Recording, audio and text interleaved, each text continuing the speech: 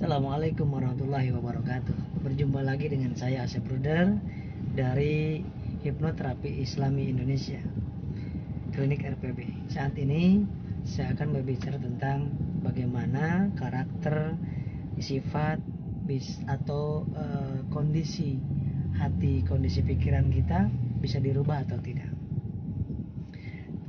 Apa yang menyebabkan kita menjadi penakut, cemas, pemberani, pendengki, kemudian kita merasakan selalu kekhawatiran yang berlebihan sampai ketakutan akan kematian?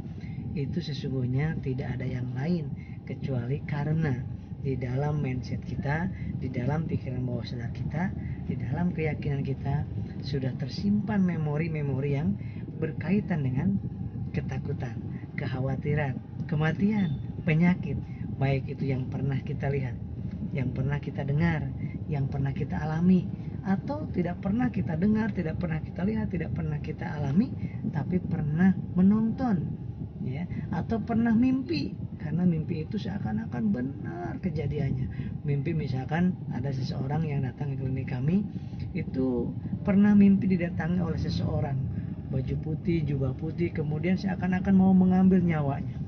Nah itu pada saat kondisi di alam theta atau di alam mimpi itu tidak ada bedanya dengan kondisi yang sebenarnya, sehingga merasakan sesak nafasnya dan luar biasa menyiksanya. Ternyata itu tersimpan di dalam long time memory, di dalam pikiran bawah sadar atau di dalam kolbu. Nah bukan di dalam pikiran sadar, tapi di dalam pikiran bawah sadar. Sehingga sejak kejadian tersebut, ketika dia sesak sedikit, itu langsung memorinya otomatis mengakses lagi tentang kejadian tersebut secara tidak sadar, secara otomatis, sehingga menyebabkan apa? Pembuluh darah mengecil, akhirnya berdebar-debar, asam lambung meningkat, iritasi di lambung sehingga secepat perih, kembung, pegel, kemudian akhirnya tidak bisa tidur. Nah kalau sudah kondisinya seperti ini, itu sudah berpengaruh kepada gangguan pola tidur yang kemudian paginya lemas, kemudian tidak ada aktivitas, tidak nyaman, kemudian terasa goyang, vertigo, dan cepat keringat dingin. Dan itu malamnya itu pasti akan terjadi, waduh nanti gak bisa tidur lagi, karena kemarin juga kayak gitu tuh, wah kalau udah jam 10 gak bisa tidur, pasti gak bisa tidur. Nah ini ditambah lagi oleh kita memorinya, keyakinannya, tadi keyakinannya hanya memori yang kemarin terjadi, yang kedua keyakinan ditambah dengan, wah saya kemarin gak bisa tidur, kalau jam 10 gak bisa tidur maka tidak bisa tidur lagi deh. Wah itu keyakinan yang kita bikin sendiri ternyata. Yang ketiga kan berobat.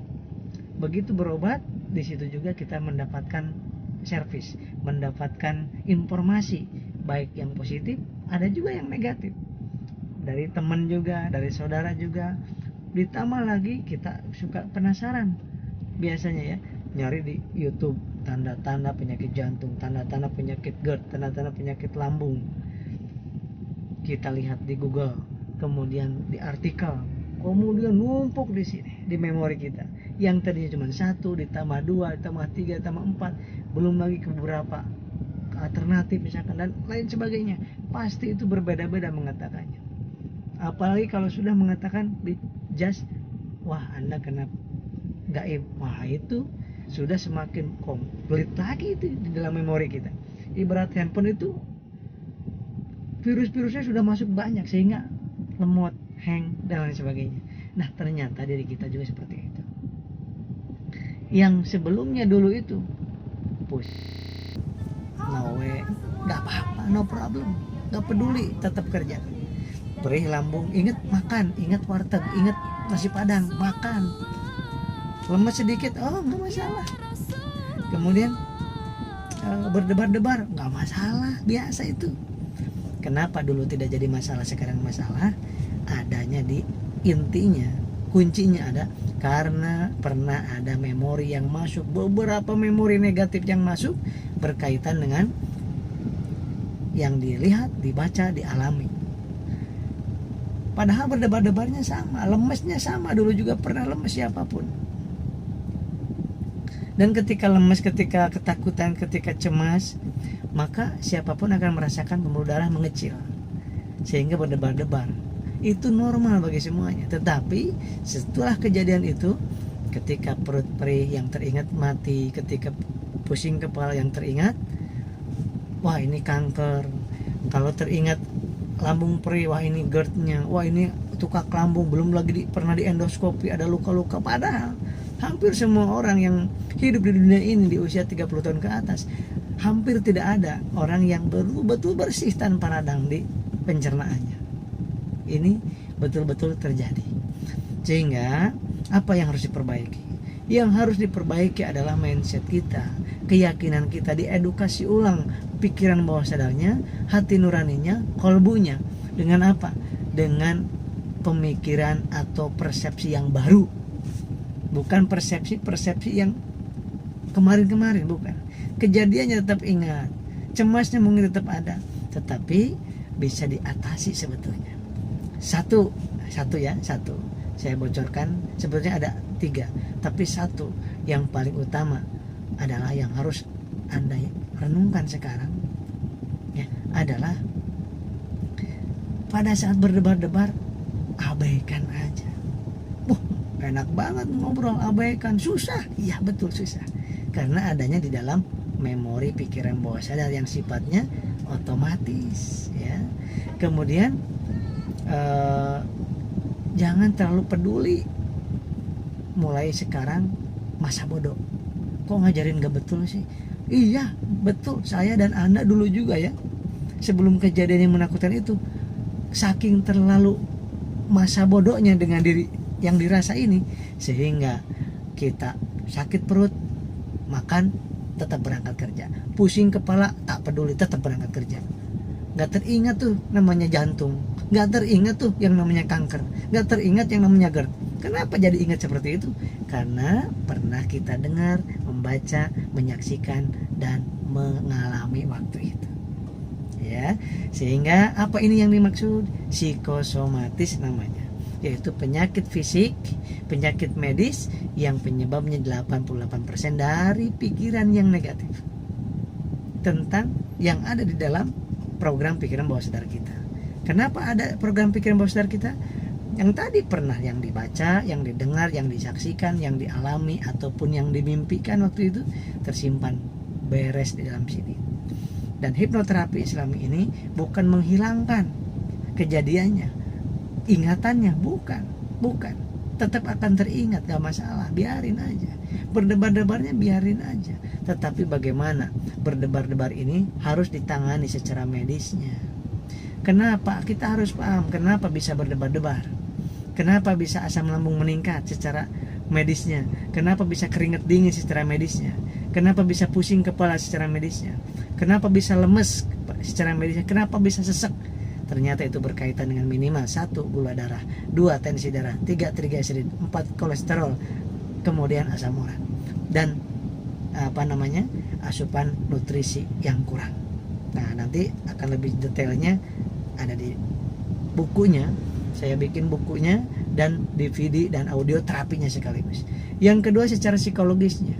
Kenapa dulu deg-degan gak masalah? Kenapa dulu sebelum kejadian itu berdebar-debar enjoy aja, gak masalah?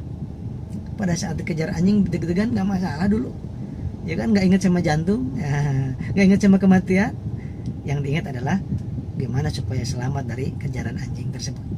Perih lambung dulu gak masalah. Oh mungkin karena kurang makan. Oh habis bangun tidur langsung minum kopi, wajar kalau perih dulu gitu. Logikanya mantap. Oleh karena itu trilogika ini sebagai penyembuhannya, wasilahnya ya.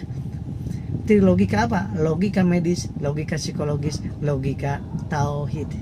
Logika psikologisnya bagaimana kita meyakini kembali di dalam pikiran bawah sadar kita bahwa penyebabnya secara psikologis kenapa dulu saya deg-degan nggak ingat mati, sekarang deg-degan ingat mati. Kenapa dulu perih nggak ingat GERD, sekarang kok ingat GERD. Nah di situ penyebab sesungguhnya, ya. Yang kedua, yang ketiga secara logika tauhidnya. Logika tauhidnya berkaitan dengan apa? Siapa saya, siapa Allah. Udah berapa puluh tahun sih diurus sama Allah. Kok dulu begitu terserahnya sama Allah, nggak peduli dengan apa yang dirasa, enjoy aja hidup. Tapi begitu kita sok tahu tentang jantung kita, sok tahu tentang penyakit kita, sok tahu tentang hari besok yang akan terjadi. Wah, jangan-jangan gini nanti kalau gini nanti kalau gini, waduh saya takut gini. Itu sok tahu kepada Allah. Kemudian itu yang membuat kita menderita, karena kita udah menghilangkan di situ rukun iman nomor 6, percaya, yakin, iman kepada qada dan qadar Allah. Yang ketiga, secara logika tauhidnya itu nanti ada di lengkap sekali di buku yang saya buat itu, dan DVD plus audionya. Anda insya Allah bisa mendapatkannya, dan mudah-mudahan bisa menjadi wasilah kesembuhan Anda. Pasti siapapun yang datang ke klinik kami dan siapapun yang konsultasi ingin mendapatkan DVD-nya dan bukunya, pasti mengatakan kepada saya ingin seperti dulu Kang Asep. Anda tahu, saya juga sama seperti itu dulu tahun 2008. Saya, ya Allah, saya ingin seperti dulu. Yang dulu saya pusing aja saya tetap kerja, dulu lemes aja tetap saya kerja, tetap saya ibadah, saya deg-degan gak masalah, tetap saya Jumatan. Kenapa sekarang seperti ini? Ternyata di sini, ya, di sini trilogika yang harus diperbaiki. Logika medis, logika harus bagaimana makannya, harus bagaimana mengatur makannya, apa saja yang tidak boleh, apa saja yang boleh. Kemudian bagaimana mengatur glukosanya. Nah, bagaimana jangan sampai kurang dari berapa itu glukosa supaya tidak terjadi sesak napas, lemas, keringat dingin, tremor, pusing. Kemudian bagaimana secara psikologisnya, logika psikologisnya.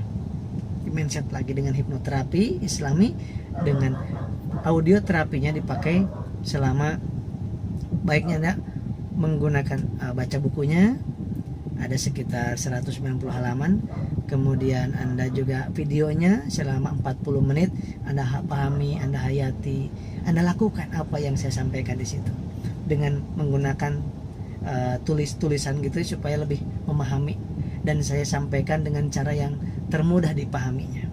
Yang ketiga itu adalah secara ketauhidannya, bagaimana harus diperbaikinya, bagaimana harus ditaatinya, sehingga semakin yang kita takutin terjadi justru akan terjadi. Semakin kita masa bodoh, semakin enjoy hidup ini. Dari mana hukum ini? Hukum AIA dan hukum LOA. Nah, nanti dijelaskan juga di situ.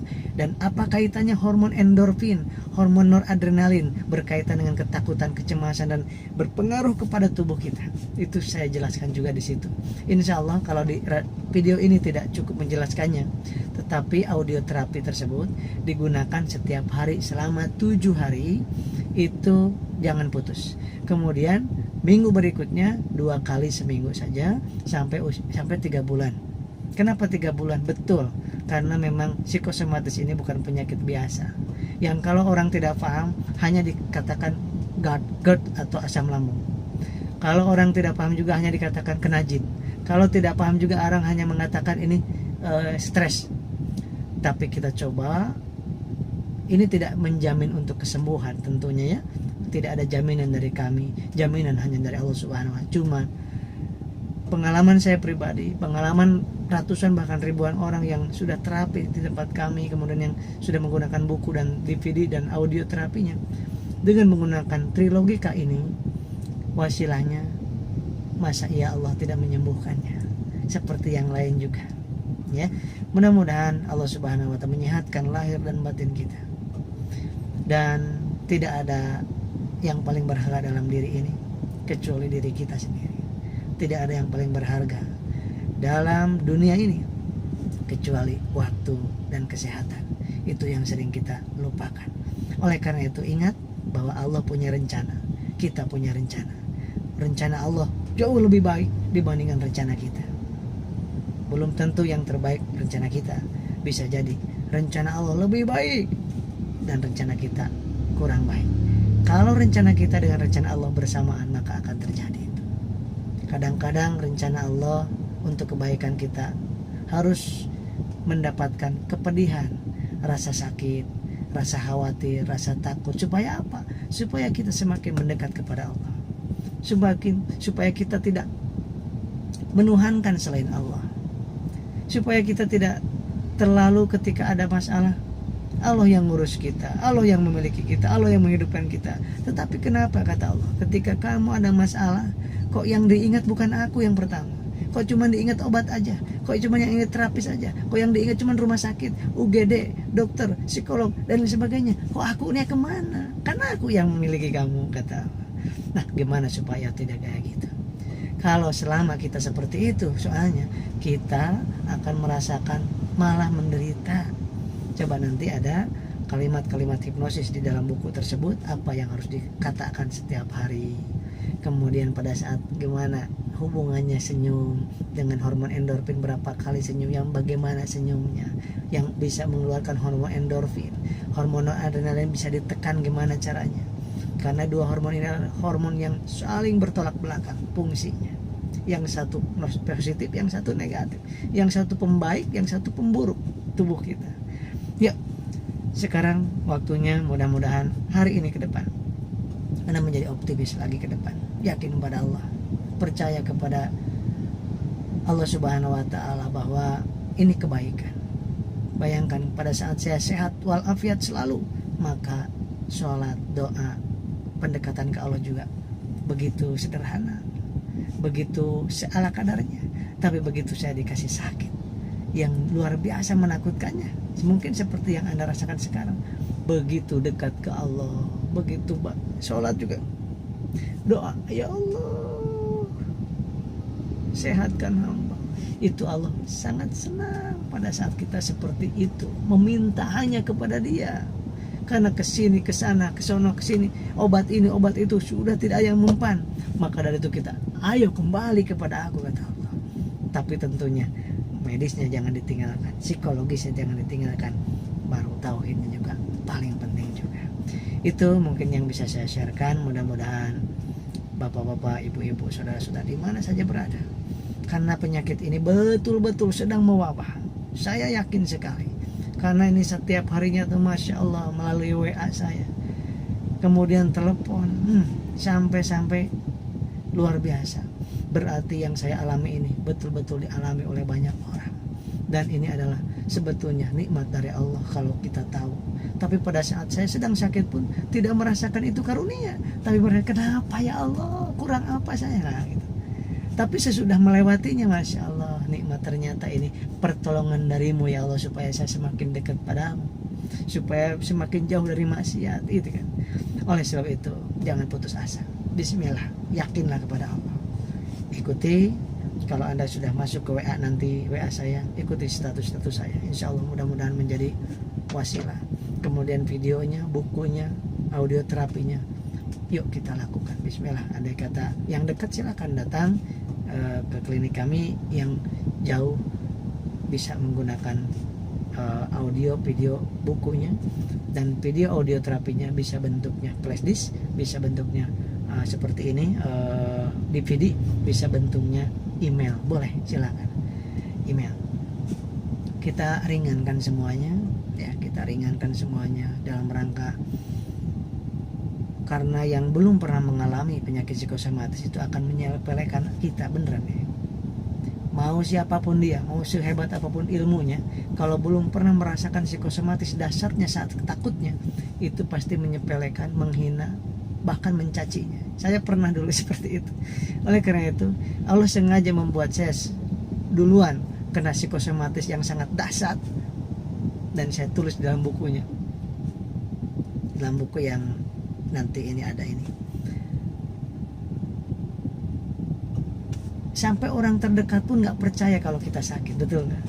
Mungkin suami, mungkin istri, mungkin mertua, dianggapnya kita pemalas. Padahal luar biasa, mereka belum paham, belum tahu. Ya, tenaga medis juga sering mencaci. Kenapa? Karena beliau belum paham gimana rasanya. Padahal sudah tahu, secara teoritisnya tahu. Tapi kalau sudah belum merasakan, namanya ini penyakit dalam hati, dalam pikiran, nggak ada yang tahu. Oleh sebab itu jangan sakit hati ya sahabat-sahabat. Kalau ada yang mencela, mencaci, kemudian menghina, ya, jangan sakit hati, kembalikan kepada Allah. Justru pada saat kita sedang sakit seperti ini, yang dahsyat ini, maka mohon kepada Allah untuk diberikan berbagai macam apa yang ingin Anda hajatkan, karena sedang diijabah doa itu. Pada saat dihina orang, dicaci maki orang, dianggap bohong kita. Coba, betul gak? Pernah nggak Anda dianggap bohong? Ini malas kerja aja. Pernah nggak? Saya pernah dulu seperti itu. Tapi mereka belum paham ya Allah, belum merasakan apa yang saya rasakan. Tapi tolong ya Allah, bimbing hamba supaya hamba bisa kembali normal lagi. Dan alhamdulillah sejak itu hamba bisa saya bisa menangani pasien lagi, bisa ke radio lagi, bisa ke TV lagi, berbagi pengalaman, berbagi ilmu, kemudian bisa bahkan disampaikan lagi sama Allah ke Baitullah dengan orang tua, dengan istri, kemudian dan bisa beraktivitas kemana lagi. Dan sampai saat ini insya Allah alhamdulillah ngadain training hipnoterapi Islam ini saya terus-terusan. Kenapa? Ilmu ini sangat penting bagi semua manusia, bukan hanya untuk psikosomatis saja, dalam berbagai macam bisa diaplikasikan ilmu ini. Sahabat-sahabat yang dimuliakan oleh Allah Subhanahu wa taala, saya Asep Ruder, kalau ada kekurangan, kesalahan kata, sikap, mohon dimaafkan yang seluas-luasnya. Ini sekedar hanya tawaran solusi dari saya, mudah-mudahan bermanfaat. Wassalamualaikum warahmatullahi wabarakatuh.